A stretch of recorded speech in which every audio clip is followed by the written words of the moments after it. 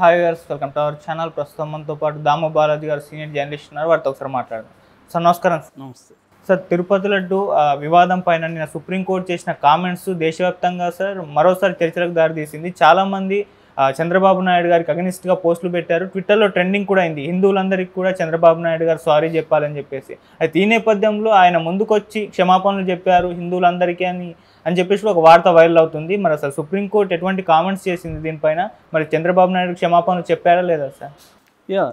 ఇప్పుడు ప్రపంచవ్యాప్తంగా ఉన్న అనేక హిందూ సంఘాలు కావచ్చు, హిందువులు కావచ్చు, వ్యక్తులు కావచ్చు, అందరూ కూడా ట్విట్టర్లో మారుమోగిస్తూ ఉన్నారు చంద్రబాబు షుడ్ అపలైజ్ హిందూస్ అని.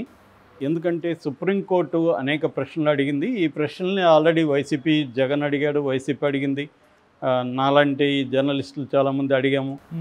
ఇవన్నీ కొత్త ప్రశ్నలు అయితే కాదు. సుప్రీంకోర్టు ఏ ఒక్క ప్రశ్న కూడా కొత్తది ఏమీ లేదు. అందరూ ఆల్రెడీ చాలామంది చంద్రబాబు లడ్డు రాజకీయం చేస్తున్నాడని గుర్తించిన అందరూ కూడా అడిగిన ప్రశ్నలే సుప్రీంకోర్టు అడిగింది. ముఖ్యంగా సుప్రీంకోర్టులో ఇప్పుడు 5 రకాల పిటిషన్లు ఈ లడ్డు గొడవ వివాదానికి సంబంధించి నమోదని, అందులో నిన్న 4 రకాల పిటిషన్ల మీద చర్చ జరిగింది. ముఖ్యంగా సుబ్రహ్మణ్య స్వామి వేసిన పిటిషన్ మీద. ఇప్పటివరకు ఏంటంటే, ఒకటి సుబ్రహ్మణ్య స్వామి, ఒకటి వైవి సుబ్బారెడ్డి, తర్వాత ప్రముఖ హిస్టోరియన్ చరిత్రకారుడు విక్రమ్ సంపత్, తర్వాత ప్రవచనకారుడు, హిందీలో పాపులర్ ప్రవచనకారుడు దుష్యంత్ ద్వివేది, ఆయన వీళ్ళ మీద పిటిషన్ల మీద చర్చ జరిగింది. ముఖ్యంగా సుబ్రహ్మణ్య స్వామి తరపున రాజారావు అని ఆయన అటెండ్ అయ్యారు. దాని తర్వాత టీటీడీ తరపున సిద్ధార్థ లోత్రా, ఇటు ఏపీ గవర్నమెంట్ తరపున ముకుల్ రోహిత్గి, వాళ్ళు సీనియర్ అడ్వకేట్లు మనం చాలాసార్లు చెప్పుకున్నాము. సో వాళ్ళిద్దరు అటెండ్ అయ్యారు. సో ఇప్పుడు సుప్రీంకోర్టుకి సుబ్రహ్మణ్య స్వామి పిటిషన్లో ఉన్న పాయింట్స్ని ప్రధానంగా సుప్రీంకోర్టు కూడా రైజ్ చేసింది. సో దీనికి సిద్ధార్థ లోత్రా ఏం చెప్పాడంటే, మామూలుగా జూలైలో కొంతమంది భక్తులు లడ్డు నాణ్యత మీద సందేహాలు వ్యక్తం చేశారు. దాంతో జూలై 6 అండ్ జూలై 12వ తేదీ సప్లై చేసిన ఒక సంస్థ, ఏఆర్ ఫుడ్స్ సప్లై చేసిన సంస్థ శాంపుల్స్ 2 ట్యాంకర్ల నుంచి 4 శాంపుల్స్ తీసుకొని ఎన్డీడీబీ, గుజరాత్లో ఉండే ఎన్డీడీబీ సంస్థకి ల్యాబ్కి, కాఫ్ అనే ల్యాబ్ ఉంది, ఆ ల్యాబ్కి పంపించాం. వాళ్ళు కంటామినేట్ అయిందని చెప్పారు. అయితే ఆ కంటామినేషన్ నేచర్ ఏందనేది ఇంకా ఎంక్వైరీలో తేలాల్సిందని సిద్ధార్థ లోత్రా సుప్రీంకోర్టుకి చెప్పాడు. సిద్ధార్థ లోత్రా ఎక్కడా కూడా యానిమల్ ఫేట్ అనో ఇంకొక ఫ్యాట్ అనో చెప్పలేదు.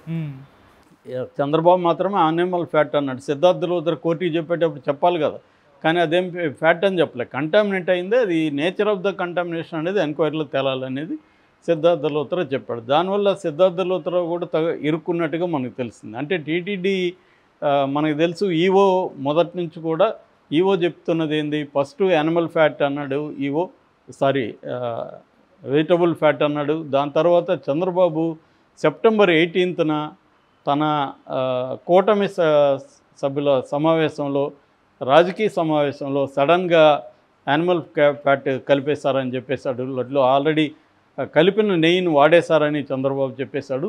దాని తర్వాత ఈవో శ్యామలరావు యానిమల్ ఫ్యాట్ కలిపిన నెయ్యిని మేము వాడలేదని ఆయన స్టేట్మెంట్ ఇచ్చాడు. అది పెద్ద రచ్చ అయిపోయింది. దాంతో వైసీపీ కూడా ఇమీడియట్గా స్పందించి వైవి సుబ్బారెడ్డి సుప్రీంకోర్టులో పిటిషన్ వేసి సిబిఐకి కానీ లేకపోతే సిట్టింగ్ జడ్జి కానీ విచారణ జరిపించాలని కోరుకున్నాడు. అట్లాగే జగన్ కూడా మోడీకి లెటర్ రాశాడు.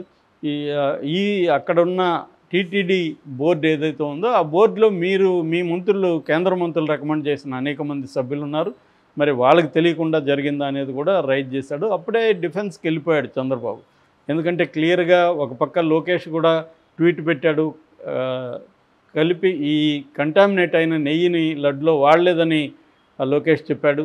అట్లాగే టీటీడీ ఈవో చెప్పాడు. కానీ చంద్రబాబు ఒకడే ఇలా చెప్పాడు. దాంతో చంద్రబాబు ఇరుక్కున్నట్టుగా అయింది. హిందూ సంఘాలన్నీ కూడా చంద్రబాబు మీద కోపంగా ఉన్నాయి. ఎందుకంటే నిరూపణ కాకముందే చంద్రబాబు అలా చెప్పడం వల్ల 140 కోట్ల ప్రపంచవ్యాప్తంగా ఉన్న హిందువుల మనోభావాలు గాయపడ్డాయి అనేది హిందూ విహెచ్పి లాంటి సంఘాలు కూడా. అందుకని చంద్రబాబు వేసిన సిట్టుకు వ్యతిరేకంగా కూడా విహెచ్పి మాట్లాడింది, విశ్వ హిందూ పరిషత్తు. ఎందుకంటే సిట్టును కూడా రేపొద్దున ఆయన రాజకీయాలకు వాడుకుంటాడని. అంటే ఒక పక్క హిందూ మతానికి సంబంధించి పేటెంట్ రైట్స్ అనేవి ఇటు బీజేపీకి కానీ హిందూ సంఘాలకు కానీ ఉంటాయి జనరల్గా. అది చంద్రబాబు వాడుకోవడం పట్ల వాళ్ళకు కూడా కోపం వచ్చింది. రెండోది ఎంక్వైరీ ఏమి కాలేదు.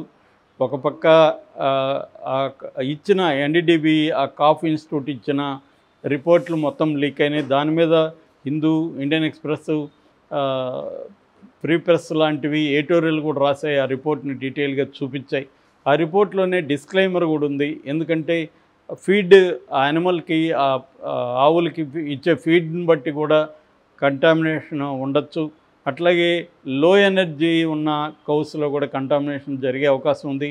అట్లాగే టెక్నికల్ ప్రాసెస్లో పాలని నెయ్యిగా మార్చే టెక్నికల్ ప్రాసెస్లో కూడా ఈ కంటామినేషన్ స్కోప్ ఉంది. తర్వాత చివరిగా మేమిచ్చిన రిపోర్టు కూడా ఫాల్స్ పాజిటివ్ అయ్యే అవకాశం కూడా ఉందనేది క్లియర్గా చెప్పింది. సో అందుకని ఈ నేపథ్యంలో సుప్రీంకోర్టు చంద్రబాబు తరపున ఉన్న ఇద్దరు లాయర్లు ఎవరైతే ఉన్నారో వాళ్ళిద్దరిని అనేక ప్రశ్నలు వేసింది. అంటే క్లియర్గా చంద్రబాబుని వేసినట్టే. అంటే ఫస్ట్ వేసింది ఏంటంటే అసలు ఆ ఒక్క కంపెనీ సప్లై చేసే నెయ్యిని మాత్రం ఎందుకు ల్యాబ్కు పంపించారు? లడ్డు బాలేదు, లడ్డులో ఏదో కల్తీ జరిగింది అన్నప్పుడు 5 కంపెనీలు నెయ్యి సప్లై చేస్తుంటే ఒక కంపెనీ నెయ్యి మాత్రమే ఎందుకు పంపించారు, మిగతా కంపెనీలు ఎందుకు పంపించలేదు? That is number 1. సెకండ్, అసలు కంటామినేటెడ్ నెయ్యిని లడ్డులో వాడలేదన్నప్పుడు వాడినట్టుగా రాజకీయంగా చెప్పడం కరెక్టా అనేది సుప్రీంకోర్టు అడిగింది. అంటే లడ్డుని రాజకీయాలకు, దేవుణ్ణి రాజకీయాలకు ఉపయోగించుకోవడం ఘోరమైన విషయం అనేది కూడా సుప్రీంకోర్టు చెప్పింది. ఇక తర్వాత వాళ్ళు రిపోర్ట్ ఇచ్చినప్పుడు డిస్క్లైమర్ ఫాల్స్ పాజిటివ్ ఉండొచ్చు అని చెప్పినప్పుడు సెకండ్ ఒపీనియన్కి ఎందుకు వెళ్ళలేదు? మైసూర్లో ల్యాబ్ ఉంది, తర్వాత లూధియానాలో ఉంది. వాటిలో మీరు ఎందుకు టెస్ట్ చేయలేదు? ఎవరైనా ఒకరు ఫాల్స్ పాజిటివ్ అని వాళ్ళే చెప్తున్నప్పుడు వేరే దానికి వెళ్లకుండా నువ్వెలా దాన్ని కలిసిందని నువ్వెలా చెప్తావు? వాళ్ళే గ్యారంటీగా చెప్పట్లేదు కదా. రిపోర్ట్ ఇచ్చిన వాళ్ళే ఇది గ్యారంటీగా యానిమల్ ఫ్యాట్ కలిసిందని చెప్పట్లా. ఎందుకు? ఫాల్స్ పాజిటివ్ కూడా ఉండొచ్చని వాళ్ళే డిస్క్లైమర్ వేసినారు. వాళ్ళు వేసినప్పుడు నువ్వెలా గ్యారంటీ కలిసిందని నువ్వెలా చెప్తావు? అందులో ఆ తర్వాత ఇంకొక ప్రశ్న ఏంటంటే జూలై 16న ఈ రిపోర్టు మీకు అందితే సెప్టెంబర్ 18 వరకు దీన్ని ఎందుకు బయట పెట్టలేదు? అఫీషియల్గా కేసు పెట్టాల్సింది ఎవరు? టీటీడీ. దాని మీద ఎంక్వైరీ వేయాల్సింది ఎవరు? State government. అదేమీ చేయకుండా ఒక పొలిటికల్ సమావేశంలో సెప్టెంబర్ 18న ఒక రాష్ట్ర ముఖ్యమంత్రి ఎలా చెప్తాడు? అంటే ఇది కోట్లాది మంది హిందువులతో మీరు ఆటలాడుకుంటున్నట్టుగా ఉంది అనేది కూడా సుప్రీంకోర్టు చెప్పింది. ఈ కాంటెక్స్ట్లో సుప్రీంకోర్టు తుషార్ మెహతా అని సాలిసిటర్ జనరల్, అంటే సెంట్రల్ గవర్నమెంట్ తరఫున ఆయన కూడా పాల్గొన్నాడు. సో ఆయన్ని ఒక ప్రశ్న వేసింది. అదేంటంటే ఇటువంటి ఒక కాంటెక్స్ట్లో, అంటే దేవుణ్ణి లడ్డుని రాజకీయాలకు వాడుకుంటున్న కాంటెక్స్ట్లో స్టేట్ గవర్నమెంట్ వేసిన సిట్టు సరిపోతుందని మీరు అనుకుంటున్నారా, లేదా ఒక ఇండిపెండెంట్ ఏజెన్సీతో విచారణ జరిపించాలా? మీ అభిప్రాయం చెప్పండి అనేది సుప్రీంకోర్టు అడిగింది. సో సుప్రీంకోర్టు అంటే ఇక్కడ ద్విసభ్య ధర్మాసనం, justice BR Gavai, justice KV Viswanathan ఇద్దరు మాట్లాడారు. సో అనేక ప్రశ్నలు సంధిస్తే ఇటు ముకుల్ రోహత్గి కానీ, ఇటు సిద్ధార్థ లూత్రా కానీ నీళ్లు నమిలే పరిస్థితి సుప్రీంకోర్టులో ఏర్పడింది. చాలా గట్టిగానే వాళ్ళు అడిగారు. ఎందుకంటే వీటి ఏమీ సమాధానాలు చెప్పే పరిస్థితి లేదు. ఏవి సమాధానాలు ఏటంటే అటు మాట్లాడడానికి ఇదేమో రాజకీయ సమావేశం కాదు. సుప్రీంకోర్టుకి ప్రతిదానికి ఆధారాలు ఉండాలి. సో క్లియర్గా సుప్రీంకోర్టు ఆ రిపోర్ట్ని పరిశీలించింది, వీళ్ళ వాదనలు వినింది. అన్నీ విన్నాక ఈ ప్రశ్నలు వేసింది. ఇది చంద్రబాబుని సీరియస్గా వేసింది. అందువల్ల ఇప్పుడు హిందూ సంఘాలందరూ చంద్రబాబు సారీ చెప్పాలి, హిందువులకి క్షమాపణ చెప్పాలి, హిందువుల్ని గాయపరిచాడు చంద్రబాబు అని అంటున్నారు. దీన్ని వైసీపీ వాళ్ళు పండగ చేసుకుంటున్నారు. వైసీపీకి కూడా ఇది రాజకీయంగా ఉపయోగపడే అంశం కాబట్టి వైసీపీ వాళ్ళు దీన్ని ట్విట్టర్లో కూడా దీన్ని ఈ చంద్రబాబు అపాలైజ్ టు హిందూస్ అనే ఎవరో ఇచ్చింది అది, కానీ ట్విట్టర్లో వీళ్ళు విపరీతంగా దాన్ని వైరల్ చేస్తున్నారు. అట్లాగే పోస్టులు పెడుతున్నారు. ఒక పక్క తెలుగుదేశం మీడియా డిఫెన్స్లో పడింది. వాళ్ళు సుప్రీంకోర్టు కీలక కామెంట్లు చేసింది, ఇలాంటి భాష వాడుతున్నారు తప్ప కీలక కామెంట్లు కావవి, చంద్రబాబుని ఇరుకుని పెట్టేవి, చంద్రబాబు తప్పు చేశాడు అన్నట్టుగానే సుప్రీంకోర్టు మాట్లాడింది. అదైతే ఆర్డరో తీర్పో కాదు, సుప్రీంకోర్టు కామెంట్లే కావచ్చు, కానీ ఇది ఇప్పుడు ప్రపంచవ్యాప్తంగా సంచలనం అయితే సృష్టించింది. కానీ చంద్రబాబు ఇప్పటి వరకు సారీ చెప్పడమో ఇంకోటి చేయలేదు, సైలెంట్గా ఉంటున్నాడు. వీళ్ళంతా డిఫెన్స్లో అయితే పడిపోయారు. సడన్గా చంద్రబాబు కంప్లీట్ డిఫెన్స్లో పడిపోయారు. జగన్ అండ్ బ్యాచ్ అఫెన్సివ్లోకి వచ్చారు. వాళ్ళకి ఇది సోకాల్ భాషలో చెప్పాలని లడ్డులాగా దొరికింది సుప్రీంకోర్టు తీర్పు అనేది. మరి నెక్స్ట్ కోర్సు ఏం జరగబోతుందనేది చూడాలి. నిజంగా చంద్రబాబు సారీ చెప్తేమో మళ్ళీ ఆయనకి ఇంకొక తను తప్పు చేసినట్టు ఒప్పుకోవాలి, చెప్పకపోతేమో సుప్రీంకోర్టుకి ఆయన ఏమి మౌనంగా ఉన్నాడు. ఇప్పుడు మనకి ఇదే రకంగా ఇక్కడ రేవంత్ రెడ్డి కామెంట్స్ని కవిత బెయిల్ విషయంలో సుప్రీంకోర్టు తప్పుపట్టినప్పుడు ఈయన ఇమీడియట్గా సారీ చెప్పాడు. అందువల్ల కొంత సుప్రీంకోర్టు కూడా తగ్గింది. మరి చంద్రబాబు కానీ సారీ చెప్పకపోతే నెక్స్ట్ ఇప్పుడు 3వ తేదీ విచారణ ఉంది.